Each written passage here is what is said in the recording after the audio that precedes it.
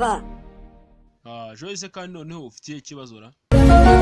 None se papa ubundi wari uzi ko wa muntu dukodesha inzu ageza mu cyumba cyawe cyane cyane iyo bagiye ku kazi?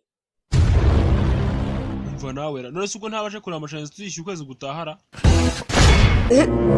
Kereka wenda nimba amashanyarazi arayashyize mu myenda y'imbere ya mama. Ariko Jori, ubundi wabaye cyangwa kujisho? Ni kangahe nakwihanangirije nkubuza kurwana n'abandi bana ku ishuri?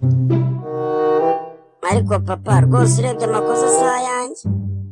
Nyine ukuntu byagenze twari turi mu rusengero turi gusenga. Noneho mwarimu twigisha we yaraduhagaze imbere. Hanyuma twese badusaba guhaguruka, nuko duhagurutse na mwarimu wacu warutwicaye imbere nawe arahaguruka, tubona ikanzu yafashe mu kibuno.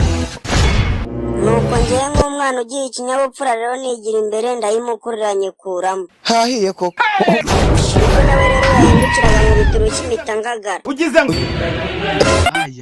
yakwishe rwose. Ariko nawe ntukwiye kujya ukora ibintu nk'ibyo ku bantu b'abagore. Ariko sha ubundi Jori, ubundi njye naketse ko tuwe twarabiganireho neza cyane. None se ubwo ko yakubisa akubita muri rimwe irindi ryo byaje kugenda bite? Ariko papa rwose nabwo ntago byari amakosa yanjye rwose ngenda arengana. Nabwo nyine twari tukiri mu rusengero turimo turasenga. Ariko rwose nanabyibuka ngiye nkenda kurira.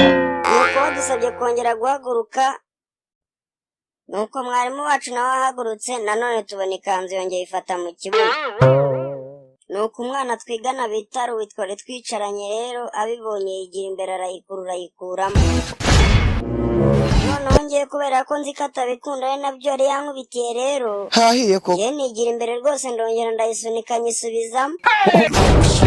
Ubwo se hari ikosa nakoze aho ngaho ra?